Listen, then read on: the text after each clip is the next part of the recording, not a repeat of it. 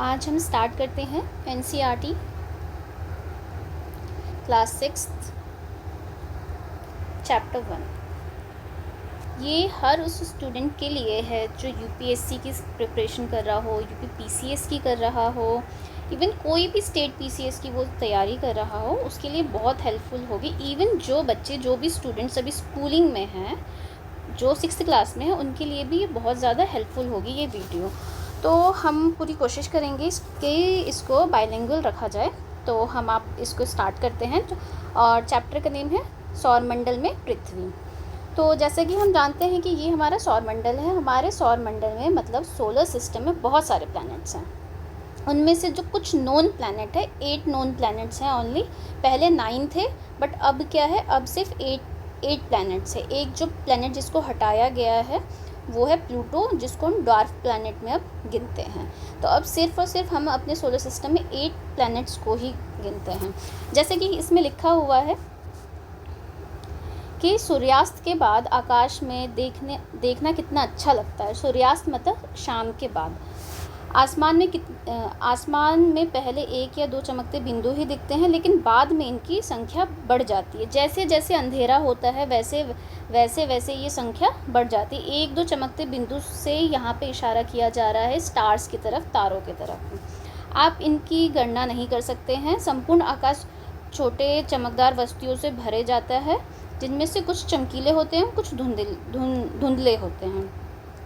तो पूरे आकाश में छोटे छोटे कुछ वस्तुएं हैं जो चमकती रहती हैं, और कुछ कुछ ऐसे हैं जो हमें बहुत धुंधले से भी दिखाई देते हैं। कभी कभी तो हमें ऐसा लगता है जैसे हीरे जैसे हों, कभी कुछ ऐसा लगता है टिमटिमाते हैं, मतलब ब्लिंक करते हैं। कभी ज़्यादा चमकते हैं, कभी कम चमकते होंगे। पर जब आप इनको ध्यान से देखेंगे तो ऐसा लगेगा कि कोई ऐसा चंद्रमा भी है जो चंद्रमा के समान भी चमकता है, बहुत ज़्यादा चमकीला होता है। इन चमकीली वस्तुओं के साथ आप लगभग प्रतिदिन चंद्रमा को भी देखते हैं। ये अलग अलग समय पे अलग अलग आकार और अलग अलग स्थिति में दिखाई देता है। आप रात में जाइए छत पे, जैसा कि मुझे लगता है आज के ज़माने में तो बहुत ही कम स्टूडेंट्स हैं, बहुत ही कम लोग हैं जो रात में जाके छत पे थोड़ा वॉक भी करते होंगे। पर आप जाएंगे जब भी चाँद को देखेंगे तो आप पाएंगे कि कभी चाँद पूरा है, कभी उससे कम हो जाता है, कभी उससे भी कम हो जाता है। तो डेली वो अपना साइज़ इंक्रीज़ करता है और फिर डिक्रीज़ भी करता है। तो जिस दिन आपको पूर्ण चंद्रमा दिखाई देगा, मतलब पूरा चाँद दिखाई देगा पूरा, उसको हम पूर्णिमा कहेंगे। उसके बाद फिर दोबारा 15 दिन के बाद आप देखेंगे कि वो चंद्रमा हमें दिखाई नहीं दे रहा। तो जिस दिन हमें चंद्रमा दिखाई नहीं देगा उसको अमावस्या बोलेंगे, और जिस दिन दिखाई देगा, पूरा दिखाई देगा, उसको हम पूर्णिमा बोलेंगे। 15 दिन का साइकिल होता है। 15 दिन के साइकिल के बाद आप देखेंगे कि या तो वो चंद्रमा धीरे धीरे करके बढ़ेगा और बढ़ते बढ़ते फिर पूरा राउंड हो जाएगा। उसके बाद क्या होता है, धीरे धीरे वो डिक्रीज़ होने लगता है। आपका धीरे धीरे ऐसे करके डिक्रीज़ होगा। डिक्रीज़ होते होते वो एक रात ऐसी आएगी जब वो हमें आसमान में दिखाई ही नहीं देगा, जिसको हम अमावस्या कहेंगे। क्या आपको इस बात पर आश्चर्य नहीं होता है कि हम दिन के समय चंद्रमा एवं अन्य सभी छोटे चमकीले वस्तुओं को क्यों नहीं देख पाते हैं? आप सोचते होंगे जो चीज़ हमें रात में दिखाई दे रही हैं वो हमें दिन में आखिर क्यों नहीं दिखाई देती? दिन में वो हमें इसलिए नहीं दिखाई देती है क्योंकि बहुत तेज़ रोशनी होती है। सूर्य की रोशनी बहुत ज़्यादा तेज़ होती है, इस वजह से वो सारी चीज़ें सूर्य की रोशनी में छुप जाती हैं। मतलब सन की जो ब्राइटनेस है, सन की जो रेज़ की जो ब्राइटनेस है, वो इतनी ज़्यादा होती है कि हम जितने भी ये ब्लिंक कर रहे हैं, स्टार्स हैं, मून से, हम इनको देख ही नहीं पाते। और रात के टाइम पे क्या होता है कि ये सूर्य चला जाता है और अंधेरा छा जाता है, उसके बाद हमें ये दिखाई देने लगते हैं। जितने भी चीज़ें हमें रात में दिखती हैं, इवन कुछ चीज़ें ऐसी हैं जो हमें दिखाई देती ही नहीं हैं, जो चमकती हैं रात के समय, उसको हम कहते हैं खगोलीय पिंड। क्या कहते हैं उनको? खगोलीय पिंड। और इसको हम इंग्लिश में बोलेंगे कैलेस्ट्रियल बॉडीज़।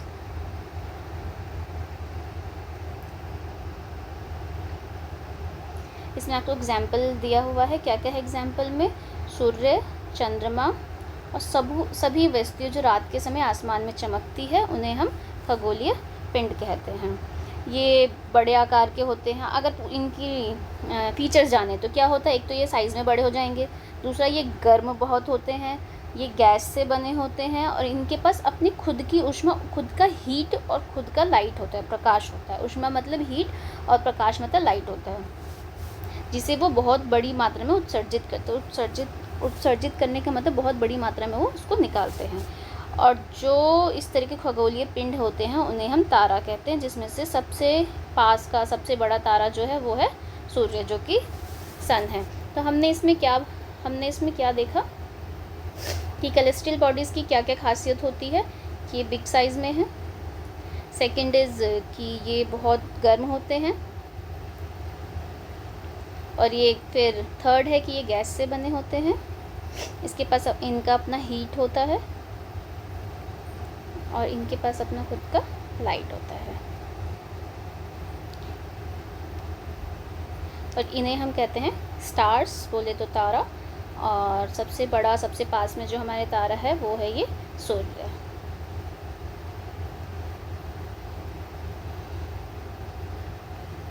चलिए आगे हम देखते हैं नेक्स्ट।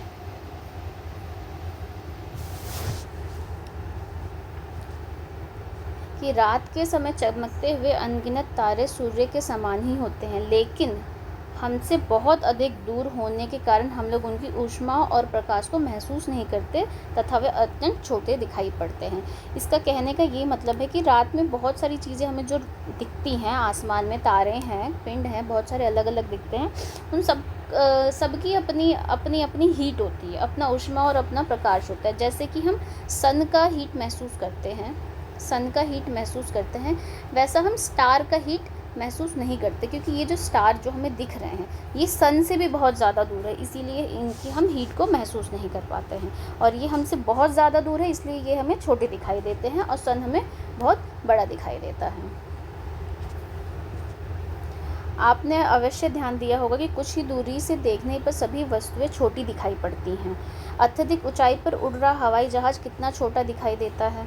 आपने देखा होगा जो बहुत ज़्यादा दूर है, सबसे सिंपल एग्जाम्पल वही है आपका हवाई जहाज़ का। जब आप आसमान में इस हवाई जहाज़ को देखोगे तो बहुत छोटा दिखाई देता है पास से, जबकि बहुत बड़ा दिखाई देता है। उसी तरीके से ये स्टार्स हैं, ये तारे हैं जो कि बहुत दूर हैं, इसीलिए हमें ये छोटे दिखाई देते हैं।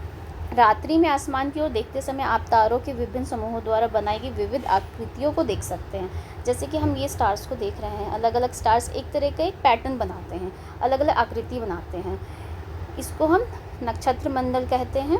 जैसे कि आप देख सकते हैं कि नक्षत्र मतलब अलग अलग साइज़ और अलग अलग शेप्स बनाते हैं, उसमें से एक अर्सा मेजर और बिग बेयर इसी नक्षत्र मंडल का है, जिसको हम कॉन्स्टलेशन कहते हैं। तो ये देखिए, ये ऐसे चम्मच के स्टार का बना रहे हैं, और इसमें 7 स्टार्स होते हैं, 1 2 3 4 5 6 7। इसको हम क्या बोलते हैं, सप्तऋषि बोलते हैं इसीलिए इसको। तो जो सबसे अच्छे एग्जाम्पल्स हैं इसमें उर्सा मेजर और बिग बेयर। तो रात्रि में आसमान में देखते समय ये आपका इम्पॉर्टेंट पॉइंट है, नक्षत्र मंडल किसे कहते हैं और उनके एग्जाम्पल। बहुत आसानी से पहचान में आने वाले नक्षत्र मंडल है सप्तऋषि। सप्त का मतलब होता है 7, सप्त मतलब 7, और ऋषि मतलब संत। तो ये 7 तारों का समूह है जो कि नक्षत्र मंडल में उर्सा मेजर का भाग है। अपने परिवार पड़ोस में किसी बड़े व्यक्ति से कहिए कि आप अपने फैमिली में किसी को भी रात में लेके जाइए छत पे, और उनसे बोलिए कि हमें सप्तऋषि दिखाया जाए तो वो आपको आसमान में बहुत आसानी से इसको दिखा देंगे। ये देखिए, ये इस तरीके से हम इसको सप्तऋषि बोलते हैं। इसको चम्मच का शेप बोला जाएगा। इसको बहुत लोग बोलते हैं कि एक तरह का ये क्वेश्चन मार्क है, तो बहुत कुछ बोला जा सकता है इसको। आज की डेट में तो आप सिटीज़ में तो आप देख ही नहीं सकते हैं तारे, छत पे जाके बहुत कम तारे आपको दिखाई देंगे। गांव में दिखाई देते हैं, पर पहले की कंपैरिजन किया जाए तो अब गांव में भी बहुत कम दिखाई देते हैं। प्राचीन समय में लोग रात्रि में दिशा का निर्धारण तारों की सहायता से करते थे। पहले ज़माने में जो डायरेक्शंस पता की जाती थी, वो डायरेक्शन पता की जाती थी कि तारे को देख के ही डायरेक्शन को पता किया जाता था। एक तारा, सबसे ज़्यादा पॉपुलर जो तारा है वो ध्रुव तारा कहा जाता है। इसको उत्तरी तारा भी कहा जाता है, और ये उत्तरी तारा इसीलिए कहलाता है क्योंकि ये उत्तर डायरेक्शन को बताता है, मतलब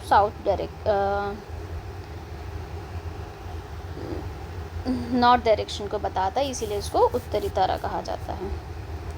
और इसके हमेशा आसमान में एक फ़िक्स पोजीशन है, हमेशा ये एक ही स्थान पे हमें दिखाई देगा, और इसको हम जो सप्तऋषि जिस बोल रहे हैं उसके हेल्प से हम इसे देख सकते हैं।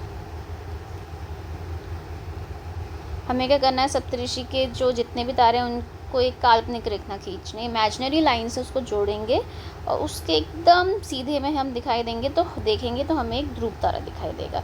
ये देखो, ये आपका सप्तऋषि है, इसका ये जो इसको बोलते हैं संकेतक तारे, इसके एकदम स्ट्रेट में आप देखोगे तो जो सबसे ज़्यादा चमकता हुआ तारा होगा वो होगा आपका क्या, ध्रुव तारा।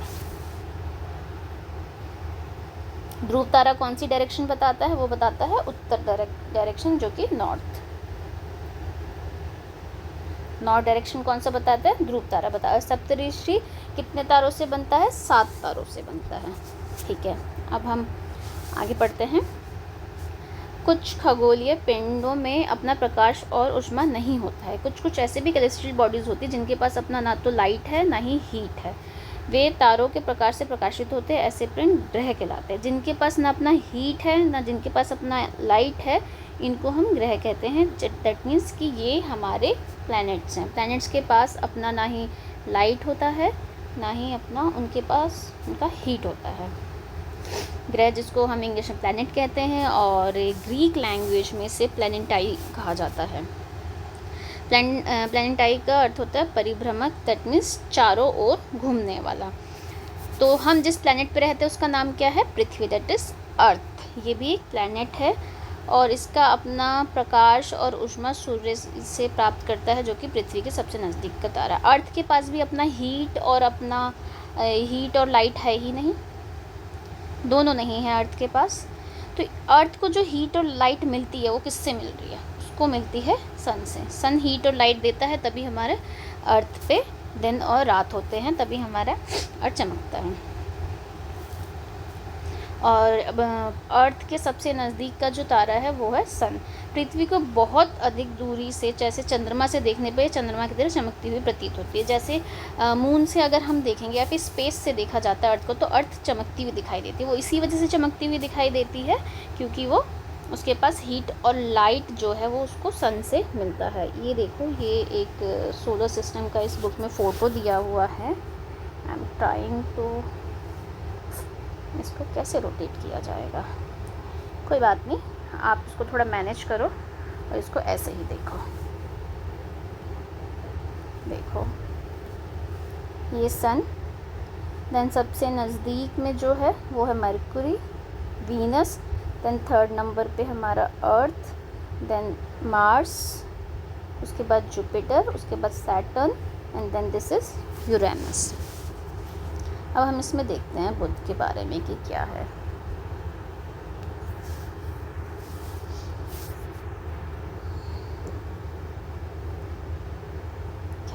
देखो, सूर्य के चारों एक जितने भी प्लैनेट्स हैं ये सारे के सारे ये इस सन के चारों तरफ एक रास्ते में घूमते हैं। ये इनका एक तरह से रोड समझ लो, जो इनका ये रोड है इसको हम ऑर्बिट बोलेंगे। और सारे प्लैनेट्स अपने ही ऑर्बिट में सन के चारों तरफ राउंड लगाते हैं, घूमते रहते हैं। ये सब घूमते हैं अपने अपने ऑर्बिट में। तो ये जो रास्ते हैं जिसमें ये इस तरीके से घूमेंगे, इसको हम ऑर्बिट कहते हैं। तो हमें अब यहाँ दिया हुआ है कि ये एक पूरा ये राउंड कितने दिन में पूरा करते हैं। जैसे कि हमने अर्थ का पढ़ा हुआ है कि हम जो रिवॉल्यूशन है वो 365 डेज़ में पूरा होता है।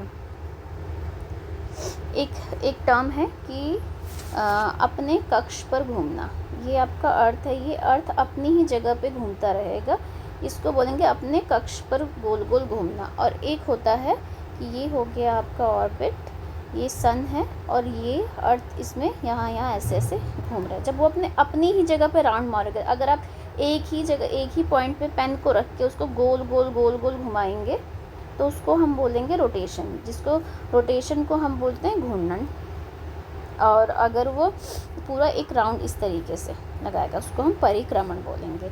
तो जो बुध है, मरकुरी है, वो एक पूरा राउंड, एक रिवॉल्यूशन जो पूरा करता है वो 88 डेज़ में करता है और अपने ही इसी पोजीशन पे जो वो कंप्लीट करता है वो 59 डेज़ में करता है। देन नेक्स्ट हम आते हैं शुक्र पे, दैट इज़ शुक्र is what, it's Venus. Venus क्या है, चारों ओर एक कितने दिन में घूम पाता है, ये 255 डेज़ में ये पूरा इस तरीके से घूम पाएगा। और अपनी ही जगह पे कितना टाइम लगाता है, ये 243 डेज़ लगाता है। नेक्स्ट हम आते हैं अर्थ पे। अर्थ का तो हमें पता ही है 365 दिन 365 डेज़ लगते हैं, और ये अपनी ही जगह पे एक राउंड लगाने में ये लगाता है 1 दिन लगाता है।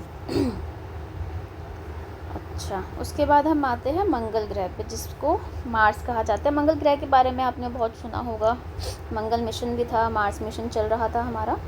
देन हम आते हैं मंगल पे। ये एक रिवॉल्यूशन 687 डेज़ में पूरा करते हैं, और अपनी जगह पे घूमने में इसको भी 1 दिन लगता है और इसको भी 1 दिन लगता है।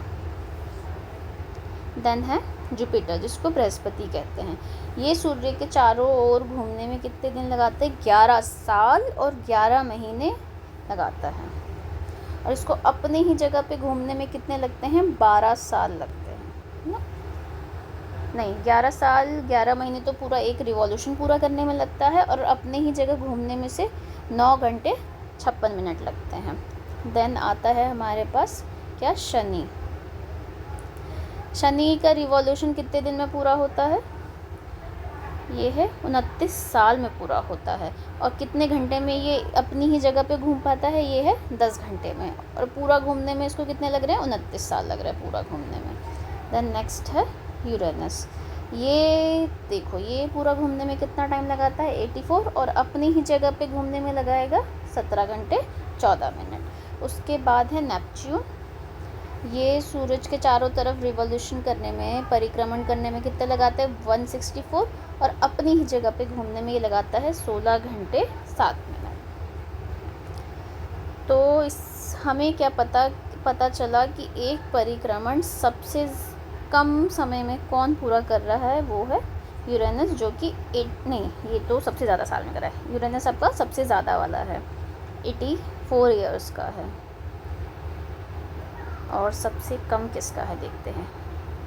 सबसे कम है मरकुरी, सबसे पास है इसीलिए ये सबसे कम लेगा, और जो सबसे ज़्यादा दूर है वो सबसे ज़्यादा समय लेगा। नेक्स्ट हम देखते हैं कि आसमान में चंद्रमा बोले तो सैटेलाइट होता है। हर प्लैनेट का अपना एक पर्सनल सैटेलाइट होता है ना, जिसको हम नेचुरल सैटेलाइट बोलते हैं। और सैटेलाइट को ही हिंदी में चंद्रमा बोला जाता है। इसको उपग्रह बोलेंगे। एक होता है artificial, that is man made. ये होता है मैन मेड, और ये नेचर ने खुद ही सोलर सिस्टम को दे रखा है। तो जिसको हम मून चंद्रमा कहते हैं, चंद्रमा एक अर्थ का उपग्रह है। इसको हमारे पृथ्वी का सहचर बोलो, साथी बोलो, जो चारों ओर उसके चक्कर लगाता है। जैसे हमारी अर्थ चारों तरफ घूमती है, और अन्य और जितने भी प्लैनेट्स हैं वो भी घूमते हैं, उसी तरीके से जो ये चांद है ये भी अर्थ के चारों तरफ घूमता रहता है। सॉरी।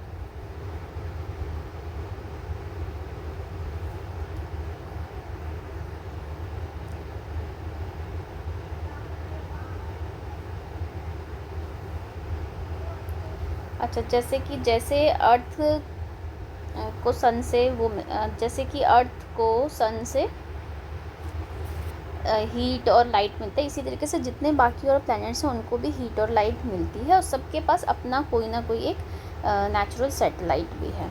अब देखते हैं सोलर सिस्टम में जो प्लैनेट, सोलर सिस्टम में क्या क्या है। सोलर सिस्टम आपका क्या क्या मिलके बना है? सन, 8 प्लैनेट्स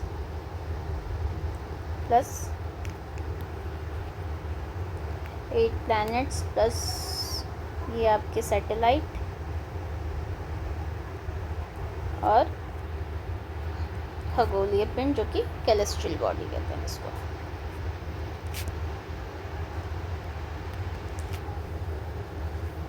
कैलेस्ट्रियल बॉडीज़ जैसे कि छोटे छोटे जो ग्रह होते हैं, क्षुद्र ग्रह कहा जाता है, उनका पिंड भी एक भाग है जो कि हम आगे पढ़ेंगे।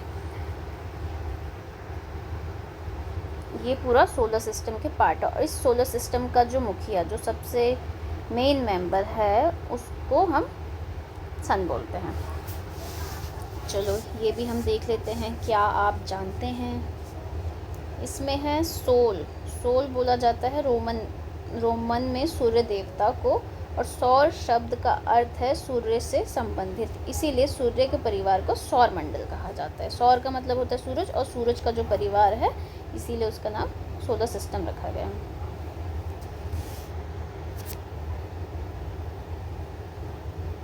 अब हम सबसे पहले पढ़ते हैं सूर्य के बारे में। ये रहा आपका सूर्य, और ये रही सूर्य की ये रेस। ये पहला तो सौरमंडल के सेंटर में है, बहुत बड़ा है, इसमें बहुत ज़्यादा गैसेस हैं। इसका जो खिंचाव बल है इससे सौरमंडल को बांधे रखता है। मतलब ये है कि ये सूरज है, और इसके अंदर जो रेज़ है, रेज़ बोले या फिर इसका जो फोर्स है, ग्रेविटी फोर्स, एक तरह से ग्रेविटी फोर्स कह लेते हैं। जैसे कि अर्थ के पास ग्रेविटी फोर्स है तो हर चीज़ जो है वो यहाँ पे आपकी नीचे ही आके रहती है। इस तरीके से सूर्य के पास भी अपने खिंचाव है, एक बल है, एक फोर्स है, जो इन सारे प्लैनेट्स को अपने ऑर्बिट में घूमने के लिए हेल्प करता है। इसीलिए ये जो प्लैनेट्स, जितने भी प्लैनेट्स, ऐसा थोड़ा ना कि ऐसे ऐसे घूम रहे हैं, ये सूरज है कभी इधर कोई जा रहा है कभी इधर जा रहा है, कोई किसी से टकरा रहा है, नहीं, सबका अपना अपना एक रास्ता है, वो अपने उस ऑर्बिट में आराम से घूमते रहते हैं।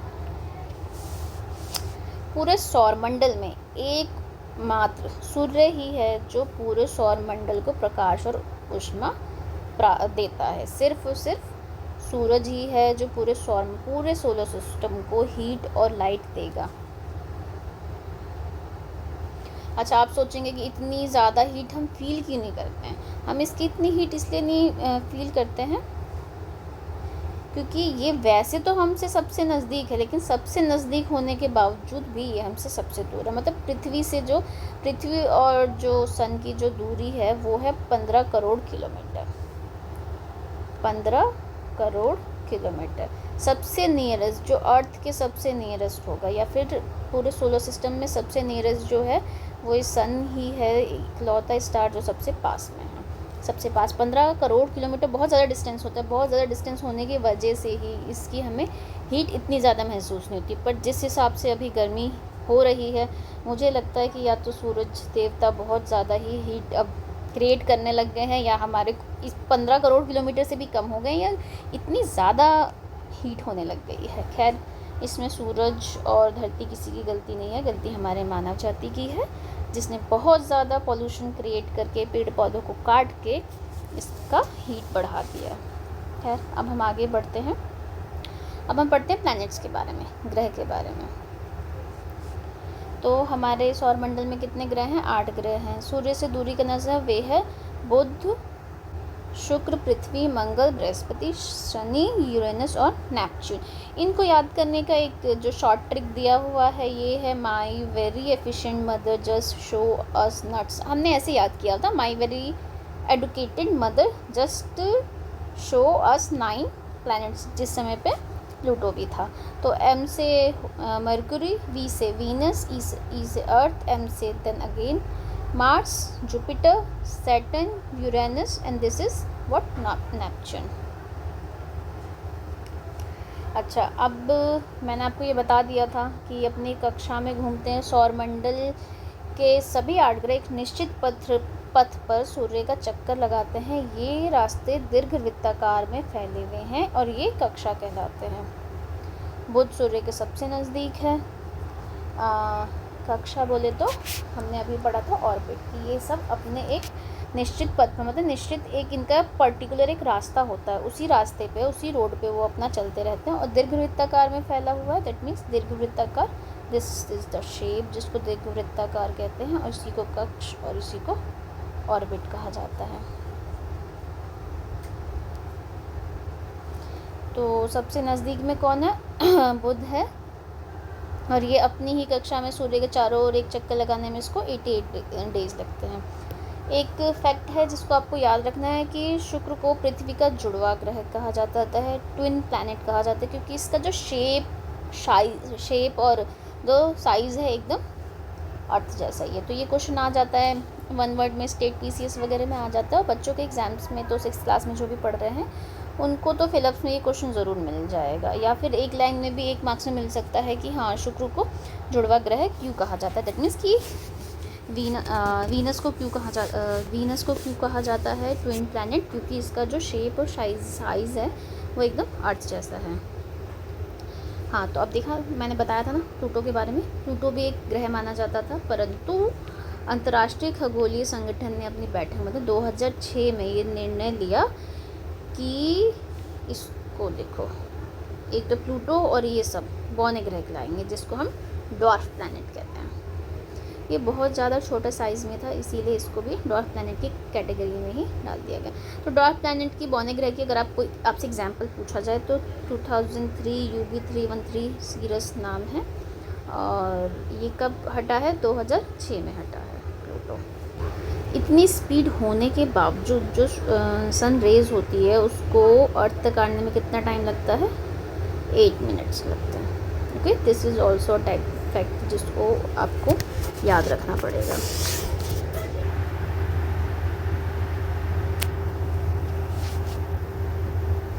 अब हम देखते हैं पृथ्वी को, दैट इज़ अर्थ। तो सूर्य से दूरी के हिसाब से पृथ्वी तीसरा ग्रह है, मतलब ये हमारा सन है, ये ऑर्बिट है, और जो अर्थ है वो तीसरे नंबर पे आता है। आकार में ये 5वां सबसे बड़ा ग्रह है, तो आपका डिस्टेंस के हिसाब से 3rd नंबर पे है, और साइज़ के हिसाब से ये 5th नंबर पे है। ध्रुवों के पास ये थोड़ी चपटी है, और इसी वजह से इसको भूआब कहा जाता है। ध्रुवों के पास से मतलब है कि ये आपका अर्थ है इस तरीके से, और ये यहाँ पे इसके पोल्स हैं, और पोल्स के पास से ये इस तरीके से चपटी है, फ्लैटेंड है मतलब। तो फ्लैटेंड होने के वजह से इसके जो शेप है उसको भूआब कहा जाता है, और इसी को हम बोलते हैं जियोड।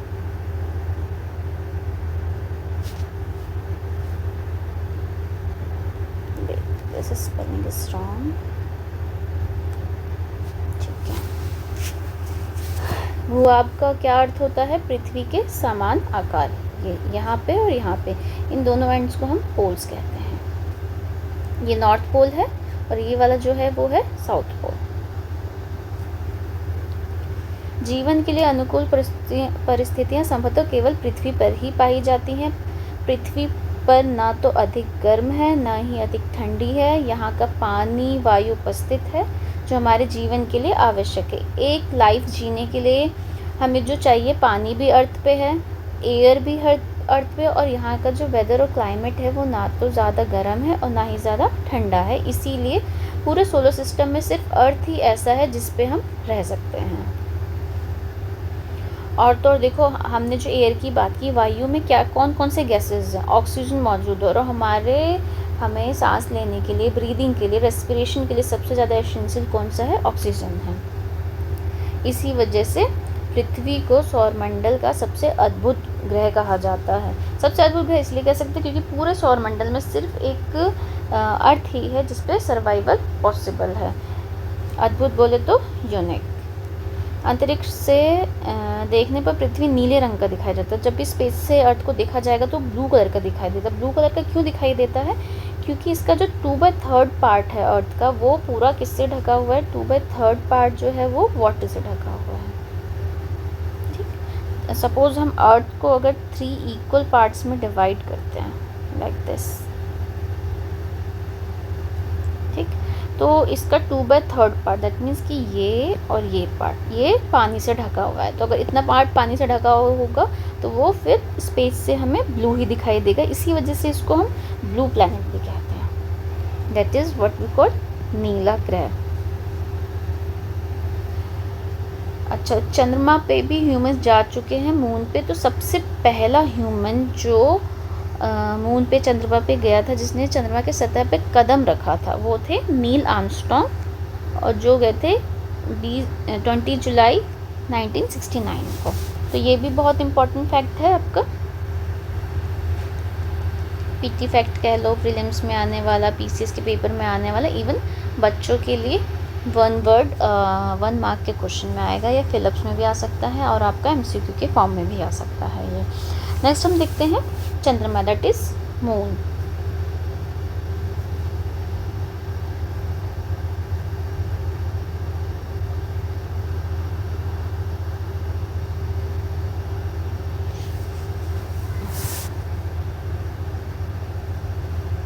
अब हम देखते हैं मून को।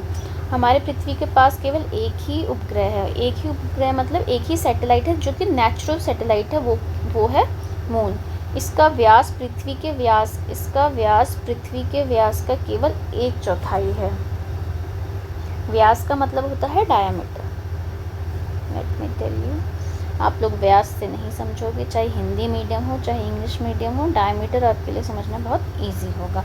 तो इसका जो डायमीटर है अर्थ के डायमीटर का 1/4 है। दैट मीन्स कि मून का जो डायमीटर हुआ वो अर्थ के डायमीटर से 4 से डिवाइड कर दोगे तो आपका मून का डायमीटर आ जाएगा। ये इतना बड़ा इसलिए प्रतीत होता है, ये इतना बड़ा हमें इसीलिए लगता है क्योंकि ये हमारे से बहुत पास है, बहुत नज़दीक में है। तो इसका डिस्टेंस देखेंगे तो देखो इसका डिस्टेंस कितना है, 3,84,400 किलोमीटर ही दूर है हमसे ये। अब देखो, एक होता है नेचुरल सैटेलाइट, एक होता है मैनमेड सैटेलाइट उपग्रह और मानव निर्मित उपग्रह। ये एक खगोलीय पिंड है जो ग्रहों के चारों ओर उसी प्रकार चक्कर लगाता है जिस प्रकार ग्रह सूर्य के चारों तरफ लगाते हैं। तो जिस तरीके से जो ये हमारे सन के चारों तरफ प्लैनेट्स चक्कर लगाते हैं, ठीक, ये प्लैनेट्स, वैसे इन प्लैनेट के भी चारों तरफ जो राउंड चक्कर लगाता है उनको हम उपग्रह बोलते, तो सैटेलाइट बोलते हैं। मानव निर्मित का मतलब होता है जो मैन मेड है, ह्यूमन ने जो बनाया है, आर्टिफिशियल होते हैं ये।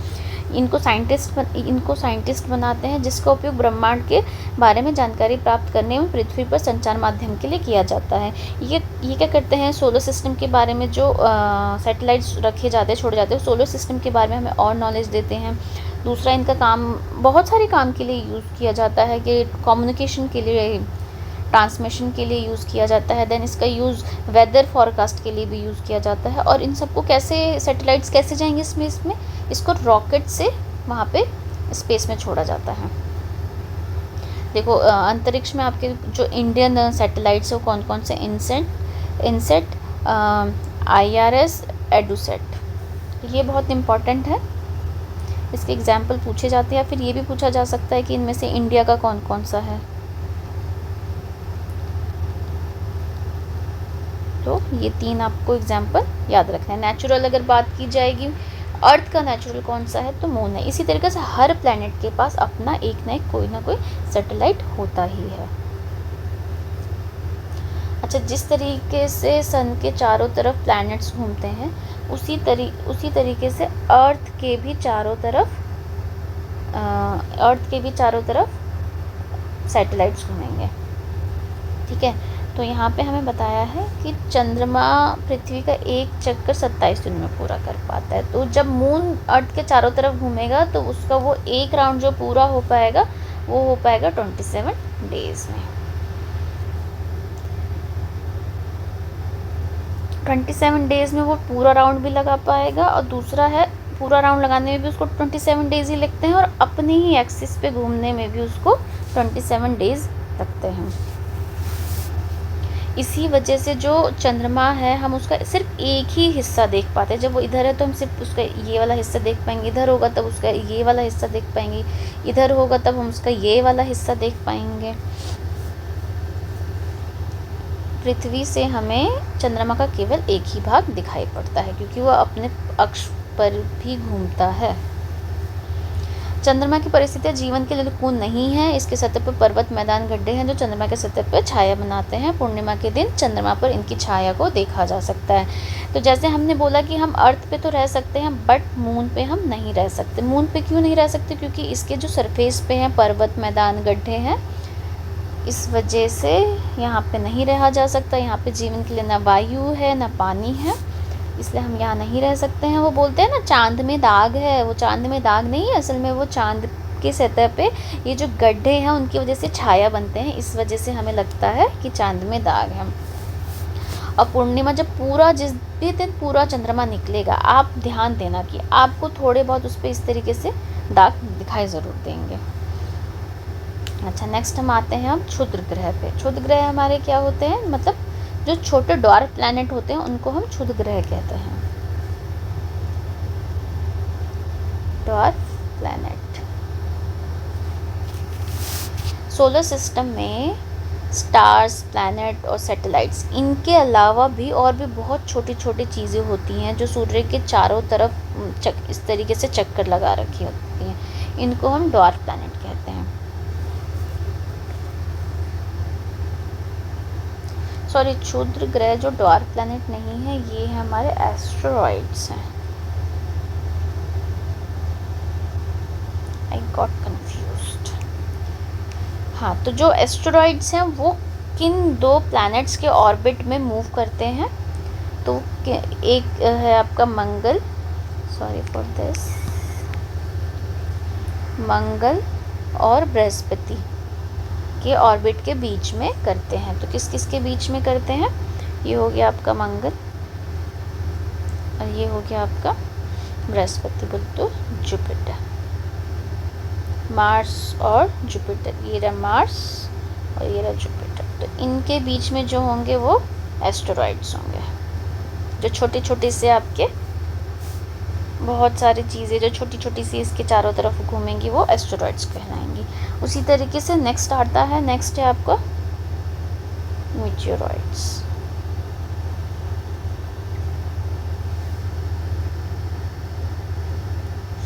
अच्छा, एस्टेरॉइड्स जो होते हैं वो प्लैनेट्स के ही पार्ट होते हैं। बहुत साल पहले जब किसी तरह का एक ब्लास्ट हुआ था तब ही वो उनसे टूट के अलग हो गए थे।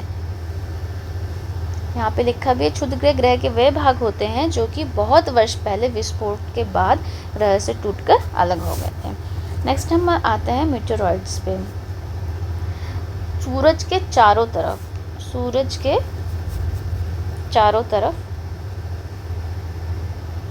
पत्थरों के छोटे छोटे टुकड़े को उल्का पिंड कहते हैं। कभी कभी ये उल्का पिंड पृथ्वी के इतने नज़दीक आ जाते हैं कि इनकी प्रवृत्ति पृथ्वी पर गिरने की होती है। कि मीटियोरॉइड्स हमने बहुत बार सुना होगा कि अर्थ में मीटियोरॉइड्स आ रहे हैं तो गड्ढे हो गए हैं बहुत जगह पे। ये भी होता है कि अब पृथ्वी ख़त्म हो जाएगा, ये बहुत नुकसान पहुंचा सकता है। इस तरह की न्यूज़ आप ध्यान देना, आपको सुनने को मिलती रहेंगी। इस प्रक्रिया के दौरान वायु में घर्षण होने के कारण ये गर्म होकर जल जाते हैं। ये ऐसा होता है, ये आपका अर्थ है और जब ये अर्थ का इन्वायरमेंट समझो, तो जब ये स्पेस से आते हैं, तो जब ये स्पेस से आके यहाँ के इन्वायरमेंट एटमॉस्फेयर में घुसते हैं उस समय पे फ्रिक्शन की वजह से क्या होता है कि इनमें आग लग जाती है। तो आग ये अर्थ तक आते आते इनकी ये आग भी बुझ जाती है। कभी कभी कोई ऐसा भी होता है जो अर्थ की किसी जगह पे आके गिर भी जाता है। तो देखो यहाँ पे हमें ये पढ़ने को भी मिलेगा कि कभी कभी ये उल्कापिंड पृथ्वी के इतने नज़दीक आ जाते हैं कि इनकी प्रवृत्ति पृथ्वी पर गिरने की होती है। इस प्रक्रिया के दौरान वायु के साथ घर्षण का मतलब फ्रिक्शन, घर्षण होने के कारण ये गर्म होकर जल जाते हैं, फलस्वरूप चमकदार प्रकाश उत्पन्न करते हैं। कभी कभी कोई उल्का पूरी तरह जले बिना पृथ्वी पर गिरती है जिससे धरातल पर गड्ढे बन जाते हैं। इस तरीके से आएगा, यहाँ का एटमॉस्फेयर इधर अलग, यहाँ का अलग। इसीलिए दो एटमॉस्फेयर के बीच में जब ये इस तरीके से एंटर करेगा तो बहुत ज़्यादा फ्रिक्शन होती है और फ्रिक्शन की वजह से इसमें आग लगती है और ज़मीन पे आते आते कई बार वो आग बुझ जाती है और ये हमें आसमान में चमकता हुआ भी कई बार दिखाई देता है। कई बार ऐसा होता है कि जब ये ज़मीन पे आ जाता है तो ज़मीन पे ये गड्ढा कर देता है अर्थ के सरफेस पे आके। क्या आपने तारों वाले खुले आकाश में एक ओर से दूसरी ओर तक फैली चौड़ी सफ़ेद पट्टी की तरह, इस तरीके से ही हम इसको मिल्की वे कहते हैं। ये बहुत सारे लाखों तारों का जो एक ग्रुप है, लाखों तारों का ग्रुप है, इसको हम आकाशगंगा मिल्की वे कहते हैं। तो सौर मंडल जो है वो एक हिस्सा है, यूँ समझो कि इस तरीके से ये पूरा आकाशगंगा हुआ। तो जो हमारा जो सौर मंडल है, जो एक सन है और इसके चारों तरफ ऐसे ऑर्बिट है, तो ये तो इस पूरे गैलेक्सी का, इस पूरे का ये एक पार्ट है। इस तरीके से और बहुत सारे सौर मंडल होंगे जो इस आकाशगंगा में होंगे। तो हमारा जो सौर मंडल है वो इस आकाशगंगा का एक भाग है। प्राचीन भारत में इसकी कल्पना आकाश में प्रकाश की एक बहती नदी से की गई थी, इस प्रकार इसका नाम आकाशगंगा पड़ा था। आकाशगंगा करोड़ों तारों, बादलों तथा गैसों की एक प्रणाली है। ये बोलते हैं बहुत सारे तारे हैं जो बहुत सारे गैसियस फॉर्म में हैं। इसी तरीके से लाखों आकाशगंगाएं मिलके एक ब्रह्मांड का, एक यूनिवर्स का निर्माण करते। ब्रह्मांड मतलब यूनिवर्स। ब्रह्मांड की इस विशालता की कल्पना करना अत्यधिक कठिन है। वैज्ञानिक अभी भी इसके बारे में अधिक से अधिक जानकारी करने में जुटे हुए हैं। इसके आकार के संबंध में हमें कोई जानकारी नहीं है। तो यहाँ पे आपको ये डायग्राम के हेल्प से भी बताया गया है। ये है आपका पूरा ब्रह्मांड। ब्रह्मांड में आ जाता है एक आपका ये है आकाशगंगा। आकाशगंगा के अंदर भी ये सौरमंडल है। सौरमंडल के अंदर पृथ्वी है और पृथ्वी के अंदर हम हैं।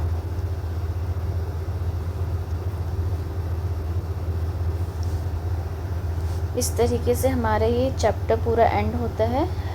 लेट अस सी कि ऐसा कुछ रह तो नहीं गया है जो हमने पढ़ा ना हो, कोई बॉक्स या एनीथिंग एल्स। जो रह गया है वो सिर्फ ये है कि बृहस्पति, शनि और यूरेनस के चारों ओर छल्ले हैं। ये छल्ले विभिन्न पदार्थों के असंख्य छोटे छोटे पिंडों से बनी पट्टियां हैं। पृथ्वी से इन छल्लों को शक्तिशाली दूरबीन की सहायता से देखा जा सकता है। तो अब मैं बताती हूँ आपको कि ये क्या है। बृहस्पति, जुपिटर और सैटर्न, और एक है आपका यूरेनस। जुपिटर, सैटर्न और यूरेनस, इनके चारों तरफ ये आपका प्लैनेट है, इस तरीके से रिंग बने हुए हैं। ये जो रिंग है, इसमें ये जो इस तरीके से छल्ले हैं जिनको हम रिंग्स बोलेंगे, ये छल्ले छोटे छोटे पिंडों से बनी हुई पट्टियां हैं और इनको हम टेलीस्कोप के हेल्प से देख भी सकते हैं। तो ये भी आपको बहुत इम्पोर्टेंट फैक्ट है कि कौन कौन से 3 प्लैनेट है जिनके। तो अब हम इसमें देखते हैं कि इस बॉक्स में क्या बोला हुआ है। रात में आसमान को देखकर मनुष्य हमेशा से मोहित हुआ है। खगोलीय पिंडों एवं उनकी गति के संबंध में अध्ययन करने वाले खगोल शास्त्री को हम आर्य करते हैं। खगोल शास्त्री उन्हें कहा जाता है जो इन कैलेस्ट्रियल बॉडीज़ के बारे में अध्ययन करते हैं, पढ़ाई करते हैं। आर्यभट्ट इंडियन खगोल शास्त्री रहे हैं, बहुत ज़्यादा पॉपुलर है। तो ये क्वेश्चन भी आपको पूछा जा सकता है कि कौन से इंडियन खगोल शास्त्री हैं जो बहुत पॉपुलर रहे हैं। इन्होंने क्या कहा था? इन्होंने कहा था कि सभी ग्रह तथा चंद्रमा परावर्तित सूर्य प्रकाश के कारण चमकते हैं। इसका कहने का ये मतलब है कि सूरज की जो रोशनी है, उसकी जो किरणें हैं, इसके वजह से ही जो है चंद्रमा वो चमकता है। तो इस तरह से हमारा ये पूरा चैप्टर एंड होता है। आप लोग इसके क्वेश्चंस करिए, इसके MCQs करिए, खुद ट्राई करिए या फिर कमेंट बॉक्स में मुझे आंसर्स बताइए। देन ये आपका है फिलिप्स, इसको भी ट्राई कर सकते हैं। अब इसके बाद हम नेक्स्ट सेकंड चैप्टर स्टार्ट करेंगे। आप एक बार इसको थॉरोली ज़रूर करना। 2x पे भी आप सुन के कर सकते हो। बहुत ईजी चैप्टर है, बहुत इंटरेस्टिंग चैप्टर है। Thank you.